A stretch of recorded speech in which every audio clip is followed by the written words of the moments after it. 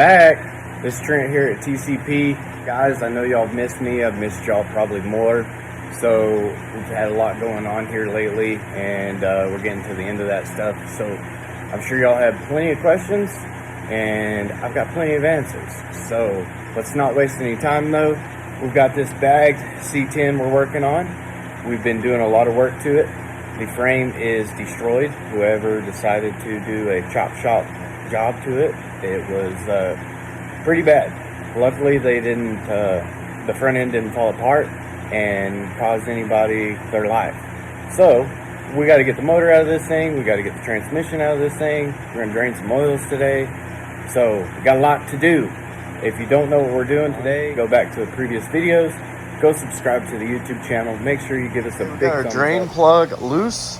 I did want to show y'all guys something I got.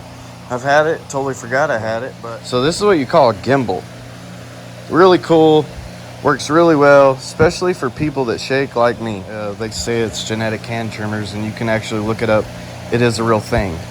So I've just worked with it very well. People ask me, how do you weld so good? It's just natural. I don't know. Maybe it helps me lay the bead down. I don't know. But yeah, this thing's really cool. I'm going to quit talking here. I'm going to get the phone on this. We'll get the iPad recording. Okay, here it is. You ever seen a gimbal before? This is a gimbal. So it's really, really nice equipment. No matter what you do, it stays nice and straight. Video stays clear. You can face it forward, backwards, it straightens up. You can actually adjust it with your finger. I gotta kind of show you guys. So you can adjust it with your finger here. And then it's got a mode where if you want to go landscape, click of a button, whoop, just like that. Video stays nice and clear. People that shake like me, your videos are always perfect. So let's go change some oil. Whoop. Gimbal's recording. It's nice to be hands-free. I'm gonna change some oil. I don't know what this looks like, guys, so it could be really bad. Motor sounded really nice. We're just gonna do a full seal job on this thing. All the bells and whistles, spark plugs, wires. We'll make sure we're gonna hit the pan.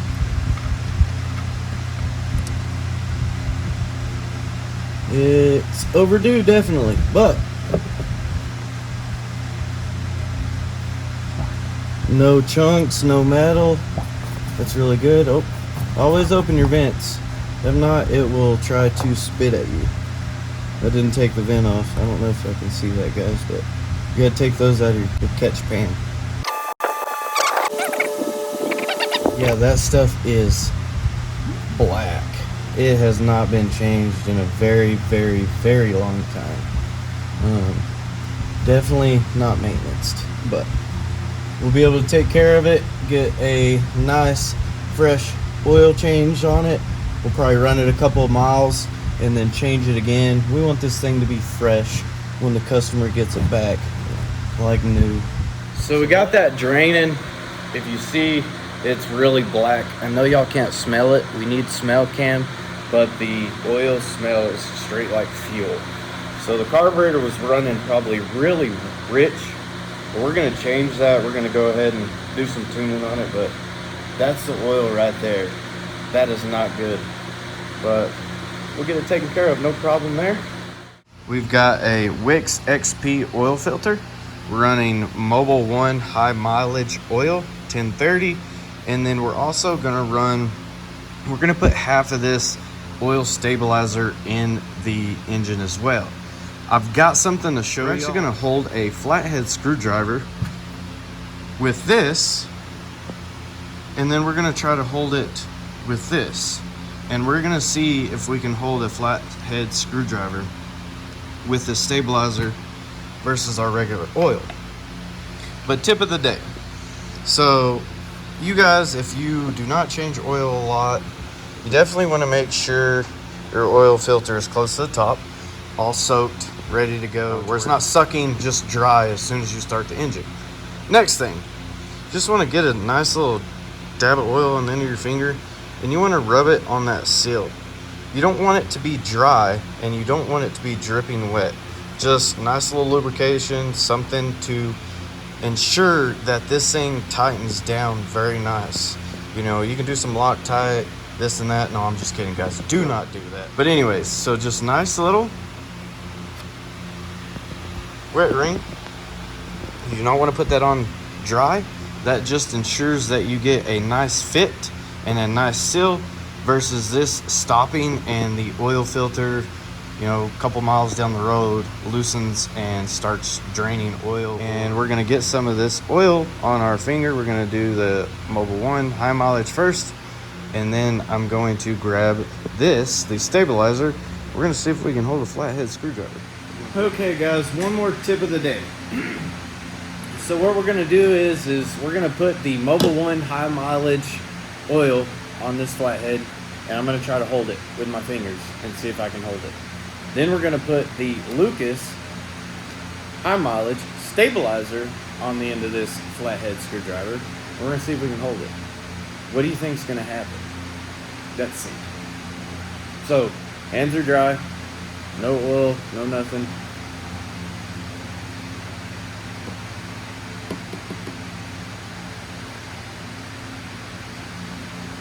I can hold it, easy.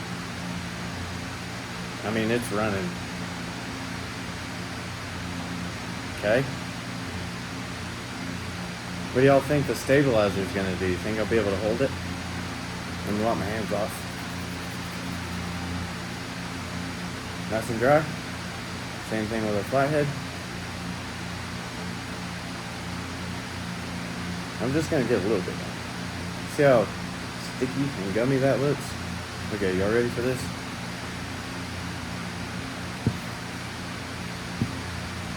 And I mean, I'm trying to hold it. I'm not letting go. And the harder I squeeze, the worse it gets. I'll even try to hold it down here. I just can't hold it. So what that does is it just frees up the engine as well. This gets in the places that the oil gets, but stays there. It changes the viscosity of the oil a little bit, most definitely, but also it changes up the friction. Always wipe the residual fluid from your old filter. There's normally a lot of buildup, a lot of dirt from the existing one and just being on there for a very long time. So let's get under there and I'll show y'all what it looks like now. I wish I would have done that before, but you can just tell, really nasty. We're gonna have a really nice surface for our new seal and that fresh little bead of oil we put on there to lock down really nice and tighten down like it should. Never put one on dry. I promise you, you will regret it. Okay, the most important part is cleaning the surface of our old oil filter. Now, I have already wiped it off. You can see, look at this rag. I don't know if y'all can see that. Hopefully it doesn't get blurry. You can tell how nasty it was before. Just gonna take a nice rag, get a little solvent on it or any type of brake cleaner, sea foam, and just wipe that off really nice. Be careful not to get any dirt on the inside. And then we're gonna grab our nice oil filter that's got a little oil on the seal. We do not want to put one on dry. I promise you'll regret it. Just don't do that. I'm gonna put that on there. Same time, you can get a oil filter wrench and just put a nice little snug on it. But normally a good tight hand fit will work. But we're professional here, so we're definitely gonna get an oil filter wrench. We're gonna put it on there. We're gonna just put no snug on it. And then we're gonna do something that a lot of people do not do, but should do. We're gonna mark this with a paint pen. Same with our drain. Always mark them with a paint pen. That ensures you tightened everything down. Same here, you can go back and mark it. You don't have to go back and look, or it'll also help you to see if your oil filter has backed off any. And you can go back and tighten it up. Nice and easy, nice and tight. Let me get my paint pen. I found a paint pen. It's not my pretty pink one. I like that thing. You can just really see the markings. A good silver mark. I like to put them in a couple places. Oh, There you go. And then one up top. I'll probably have to do is wipe that off, and we're just gonna line it up with the filter, and then you'll know if it moved or not.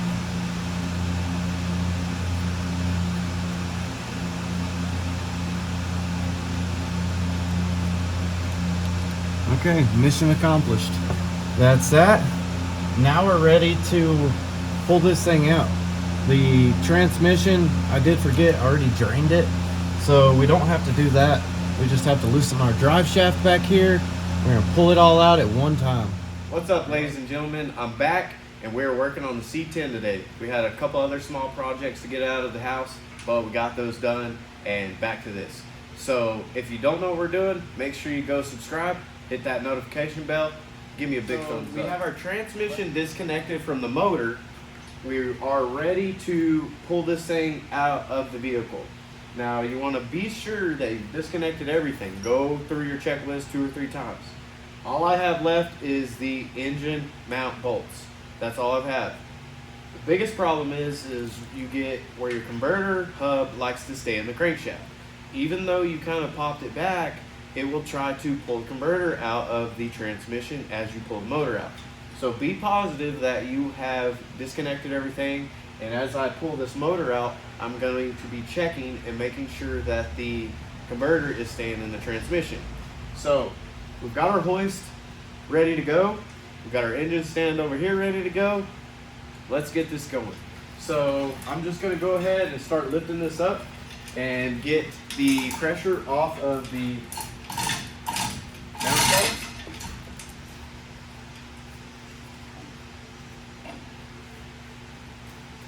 There's one. And might have to go back down.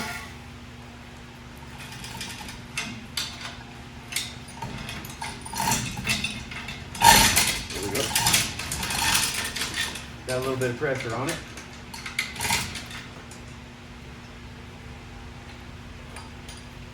That's 2. All right. So like I said, the biggest thing is making sure your converter stays in the transmission. We have the transmission all tied up, and it's not gonna hang, it's not gonna fall out, no nothing. We're gonna make sure though that the converter stays in the tranny. We have drained our transmission. If you have not, I definitely suggest that just in case. So I'm gonna check one more time. Just because you pulled the bolts out doesn't mean anything. Okay, so we're disconnected. Everything looks really good. We're gonna go over here, check this side, make sure we have everything taken off. Everything looks really good. Got all of our bolts out. Gonna do a little wiggle jiggle. And we're gonna get this thing out. So I'm gonna have to use my pry bar. We are stuck on the dowel pin on the driver's side. I'm gonna go down a little bit, release some pressure, but not all of it. And we're gonna make sure to get this thing out.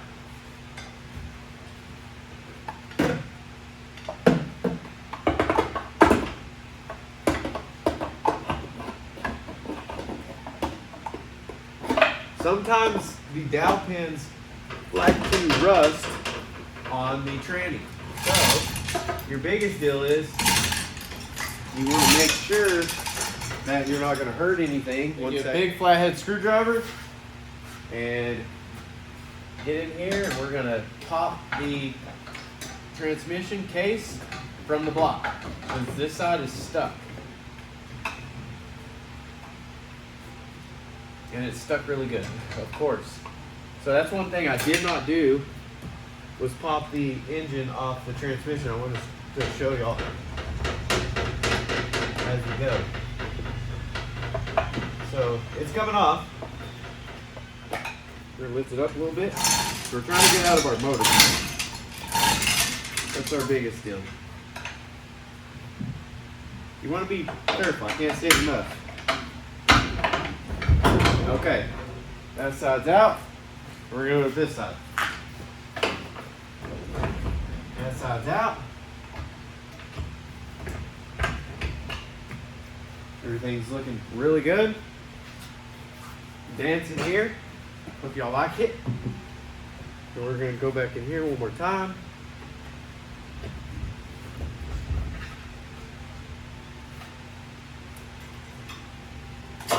Wrong one. We're gonna go down just a little bit. Ensure that we've got loose. There we go. There's not much room, so you just want to be sure that everything is coming up together. I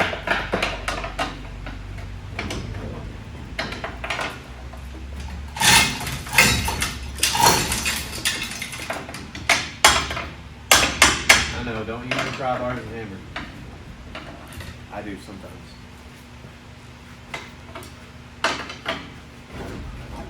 This thing's trying to stick on me. There we go. There we go. All right. So it popped out of there really nice. Now we're just gonna have to lift it up, and we want to be sure we're watching everything that we don't hurt anything.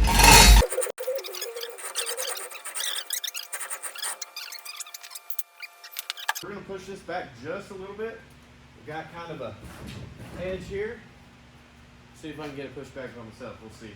I'm ripping up the floor. We've had a lot going on, so I'm ripping up the floor. We're doing engines, we're doing transmissions, we're doing tunes, we're doing a little bit of everything. So let's see if I can roll this back. There we go. And just like that, our engine is out of the truck. So we want to block the truck again. Just to ensure we got a motor out. So we have our engine stand ready. I'm gonna grab a couple of things. We're back and we've got the engine turned around. You can see the flex plate here. We have to take this off first before we can get it on our stand.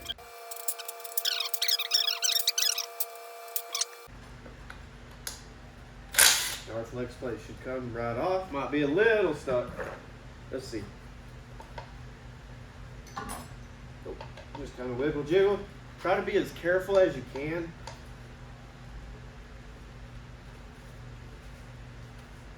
Just like that. We got our flex plate off. We're going to set that to the side. Now we're going to adjust our pad to the block. If I can mount it here, here, here, and here, that's what I'm going to do.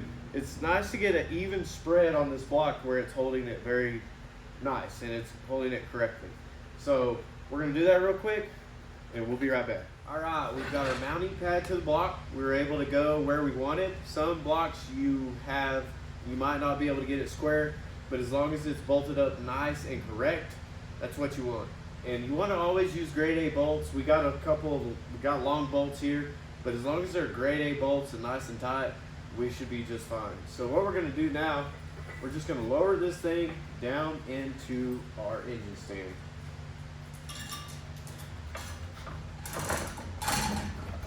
Nice and easy.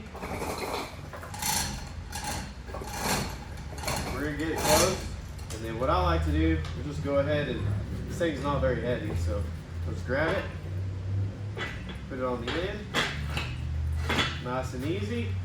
Just set it on the ground. Relax it. There we go, just like that, guys.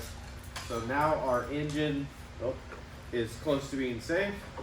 We'll put that in there, and then also we're going to put our stud, which ensures that it can't go left and right.